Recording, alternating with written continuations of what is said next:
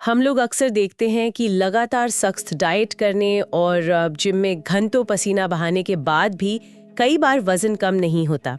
तो क्या हो अगर इसकी असली वजह हमारी कैलोरी नहीं बल्कि हमारे परदादा या परदादी का झेला हुआ कोई भयानक अकाल हो? हाँ, ये सुनने में थोड़ा अजीब जरूर लगता है। बिल्कुल अजीब है। मतलब सोचिए, क्या हमारा डीएनए आज भी उस पुरानी भुखमरी के डर से हमारे शरीर में फैट जमा कर रहा है? आज के इस गहन विश्लेषण में हम एक ऐसे ही अचरज भरे विषय पर बात करने वाले हैं। और इसके लिए हमारे पास कुछ बहुत ही दिलचस्प स्रोत हैं जिन पर हम चर्चा करेंगे। बिल्कुल, जिनमें माइंड आर्किटेक्ट मनोज दराड़े के प्रोटोकॉल और टील स्वान के लेख शामिल हैं। आज का हमारा मिशन ये समझना है कि कैसे कोई भी इंसान अपनी भावनाओं और अवचेतन मन का एक औद्योगिक रसायनज्ञ या इंडस्ट्रियल केमिस्ट बन सकता है। सही कहा, मतलब भावनाओं में बहने के बजाय एक सख्त क्वालिटी कंट्रोल इंस्पेक्टर की तरह अपने भीतर की अशुद्धियों को ठीक करना एक पूरी तरह से वैज्ञानिक नजरिया है। तो इस फैक्ट्री के अंदर घुसने से पहले क्या हम पैतृक प्रतिगमन या एंसेस्ट्रल रिग्रेशन को किसी नौसिखिए के लिए बिल्कुल सरल भाषा में परिभाषित कर सकते हैं? हाँ, अगर हम बिल्कुल आसान शब्दों में समझें तो ये इस विचार पर आधारित है कि हमारे पूर्वजों ने जो तनाव, आघात और जो भी भावनात्मक कर्ज अपनी जिंदगी में पूरे नहीं किए, वो उनकी मौत के साथ अचानक गायब नहीं हो जाते। अच्छा, तो वो कहीं ना कहीं हमारे अंदर रह जाते हैं। बिल्कुल, स्रोतों के मुताबिक वो अनचुकाए कर्ज पीढ़ी दर पीढ़ी आगे बढ़ते हैं और सीधे अगली पीढ़ी के डीएनए और कोशिकाओं में जिंदा रहते हैं। तो ये एक तरह की हीरोइक जर्नी या वीरतापूर्ण यात्रा बन जाती है,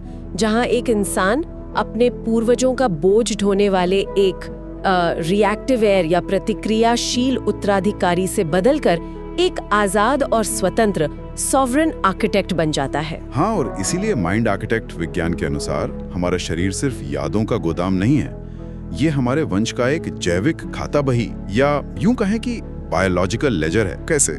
जैसे परदादा परदादी ने अपने समय में कुछ भावनात्मक या शारीरिक ऋण लिए थे और अब बैंक यानी ये ब्रह्मांड वर्तमान पीढ़ी के शरीर से उस कर्ज पर ब्याज वसूल रहा है। ये कॉर्पोरेट अकाउंटिंग वाली बात यहाँ बिल्कुल सटीक बैठती है और इस कर्ज को मापने के लिए पीबीएस यानी प्रॉब्लम असेसमेंट सिस्टम का इस्तेमाल बताया गया है। अच्छा, तो ये पीबीएस कोई मेडिकल टेस्ट है क्या? नहीं, ये एक तरह का स्कोरिंग सिस्टम है। इसमें कुल 18 सवाल होते हैं जिनके जवाब 0 से 10 के पैमाने पर देने होते हैं। जैसे क्या आपको अक्सर ऐसा लगता है कि आपके पास अचानक सब कुछ खत्म हो जाएगा?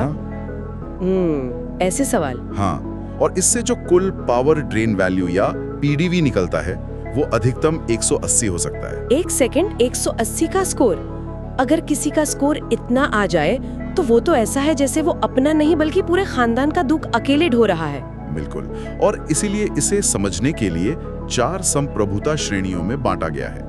0 से 45 स्कोर वाले सॉवरेन आर्किटेक्ट होते हैं जिनका मलबा पूरी तरह साफ हो चुका है, और इसके ऊपर वाले 46 से 90 वाले रिएक्टिव एयर हैं जो अभी भी इस कर्ज पर ब्याज चुका रहे हैं। और अगर 90 से भी ऊपर हो तो 91 से 135 के बीच वाले कैप्टिव स्केपगोट या बंदी बली का बकरा कहलाते हैं। मतलब उनका वंश अपने दर्द को प्रोसेस करने के लिए उनके शरीर का सीधा उपयोग कर रहा है। बाप रे, ये तो बहुत डरावना है। हाँ, और सबसे गंभीर स्थिति है 136 से 180 का स्कोर, जिसे लेगेसी बर्डन कहते हैं। यहाँ तुरंत 7 चरणीय रीसेट की जरूरत होती है। लेकिन यहाँ मेरे मन में एक बहुत बुनियादी सवाल उठता है, क्या ये पीढ़ियों के कर्ज सचमुच कोई बीमारी बन सकते हैं या ये सिर्फ समझने का एक तरीका है? ये समझना बहुत जरूरी है। स्रोत स्पष्ट करते हैं कि ये सिस्टम के बग या कोई खराबी नहीं है, बल्कि ये उस बायोलॉजिकल कॉन्ट्रैक्ट के फीचर हैं। इन्हें विकास और सुधार को ट्रिगर करने के लिए ही डिजाइन किया गया है। तो अगर हमने पीबीएस असेसमेंट कर लिया और पता चल गया कि कोई रिएक्टिव एयर है, तो अब चर्चा उन 18 गूंजों या एकोस की ओर मुड़ती है जो 3 अलग-अलग वॉल्ट्स में छिपी होती हैं। हाँ, वो 3 वॉल्ट्स हैं, सोमैटिक, साइकिक और फील्ड वॉल्ट। अगर हम सोमैटिक वॉल्ट यानी शारीरिक विरासत को देखें तो वर्तमान लक्षणों को इन 18 वॉल्ट संकेतकों से मिलाकर मूल कारणों को अलग किया जा सकता है। जैसे वो मेटाबॉलिक होर्डिंग वाली बात जो मैंने शुरू में की थी, वजन बढ़ना जो कि 3 पीढ़ियों पहले पड़े अकाल के कारण शरीर का बचत करने का प्रयास है। बिल्कुल, और इसमें एक ऑटो इम्यून सेल्फ अटैक भी होता है। वो क्या है? जहां किसी पूर्वज के कार्यों का सेल्यूलर अपराधबोध या गिल्ट अंदर की ओर मुड़ गया है। मतलब वो अपराधबोध अब अपने ही स्वस्थ सेल्स पर हमला कर रहा है। अरे एक सेकंड, क्या ऑटो इम्यून बीमारी को पूर्वजों का अपराधबोध कहना थोड़ा ज्यादा नहीं हो गया? विज्ञान तो इसके अलग कारण बताता है। ये एक बहुत ही लाजमी सवाल है, पर हमें ये याद रखना होगा कि हम यहाँ क्लिनिकल विज्ञान की नहीं बल्कि इन विशिष्ट स्रोतों और उनके दार्शनिक ढांचे की बात कर रहे हैं। समझ गई। इन प्रोटोकॉल्स का लक्ष्य आघात को एक ऐसी कथा देना है जिससे व्यक्ति खुद को लाचार महसूस न करे, बल्कि उस केमिस्ट की स्थिति में आ सके जो चीजों को बदल सकता है। हाँ, एक और गूंज थी क्रोनिक रेस्पिरेटरी ग्रीवांस, मतलब वंश का अनकहा दुख जो सांस को रोक रहा है, जैसे अस्थमा। सही कहा। और यहाँ बात सच में बहुत दिलचस्प हो जाती है, क्योंकि सिर्फ शरीर नहीं बल्कि करियर और रिश्तों के पैटर्न भी इस फील्ड वॉल्ट का हिस्सा होते हैं। बिल्कुल। फील्ड वॉल्ट में हम दादा दादी से शुरू हुए नकारात्मक पैटर्न को पहचान सकते हैं, जैसे द डिवोर्स लूप, जहां किसी दादा के परित्याग का सम्मान करने के लिए बार बार रिश्ते टूटते हैं। अवचेतन मन को लगता है कि अगर वो खुश नहीं थे तो मैं कैसे हो सकता हूँ। या फिर वो इनविजिबिलिटी कॉन्ट्रैक्ट, जहां अतीत में उत्पीड़न से बचने वाले पूर्वजों के कारण कोई अपने करियर में हमेशा छोटा बना रहता है। उन्हें लगता है कि आगे बढ़ना या दिखाई देना खतरनाक है। हाँ, और इसीलिए स्रोत ये सलाह देते हैं कि अपने पीबीएस स्कोर के आधार पर तत्काल पुनर्विचार के लिए सिर्फ शीर्ष 3 गूंजों को प्राथमिकता दें। मतलब सब कुछ एक साथ ठीक करने की कोशिश ना करें। बिल्कुल नहीं। तो समस्याओं की पहचान के बाद समाधान की ओर बढ़ते हैं, वो भी एक इंडस्ट्रियल केमिस्ट की मानसिकता के साथ। हाँ, एकदम क्लिनिकल और आधिकारिक टोन में। जैसे एक रसायनज्ञ अपनी फैक्ट्री में अशुद्धियों को देखकर भावुक नहीं होता बल्कि उन्हें बेअसर करता है, वैसे ही हमें अपने अवचेतन मन की सफाई करनी चाहिए। इसके लिए स्रोतों में एक विशिष्ट दैनिक आदत का सुझाव है। सूर्योदय के समय स्ट्रक्चर्ड वाटर में हिमालयन पिंक सॉल्ट और लिक्विड ट्रेस मिनरल्स का सेवन। बिल्कुल, ये अल्कलाइन रीसेट बहुत जरूरी है। लेकिन नमक और पानी पीने से पीढ़ियों पुराना आघात कैसे ठीक हो सकता है? इसके पीछे का सिद्धांत यह है कि पूर्वजों के आघात से जुड़ी अम्लीय यादें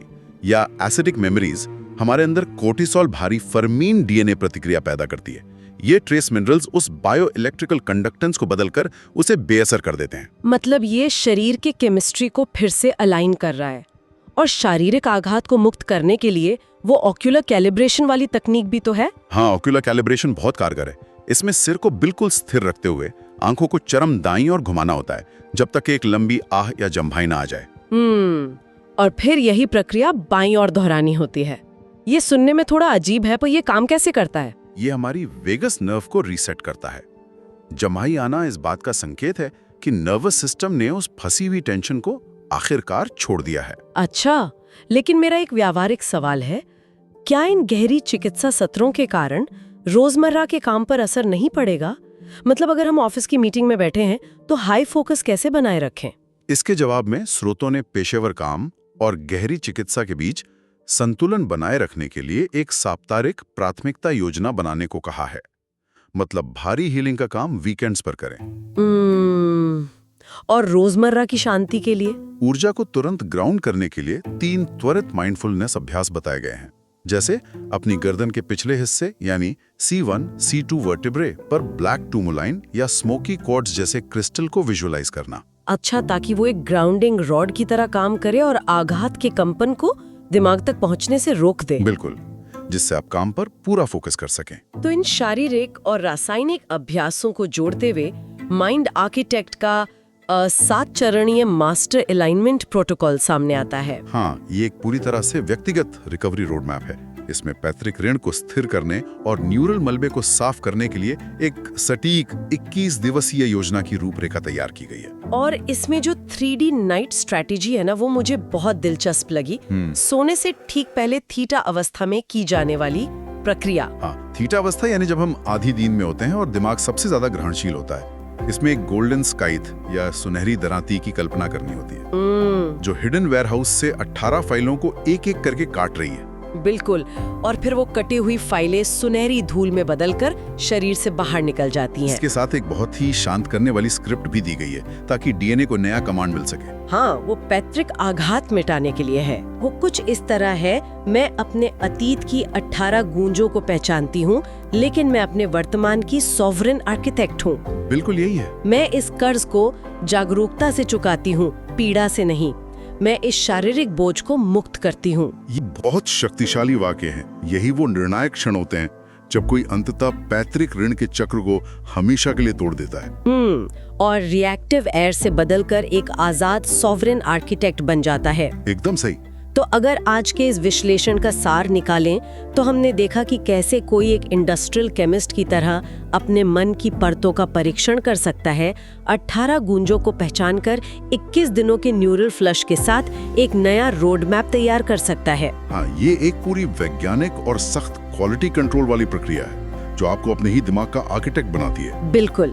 और जाते जाते टील स्वान के लेखों से प्रेरित एक अंतिम और बहुत ही उत्तेजक विचार छोड़ते हैं। हाँ, वो क्या है? क्या होगा अगर कोई इन सब प्रोटोकॉल्स के बाद अपने पूर्वजों की भूमि की असल में यात्रा करे और वहाँ का पानी पिए?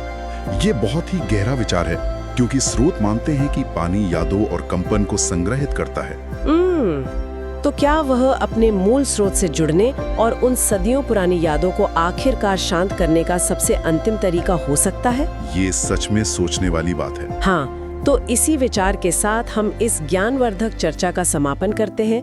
अपनी खुद की संप्रभुता की यात्रा शुरू करने का समय आ गया है।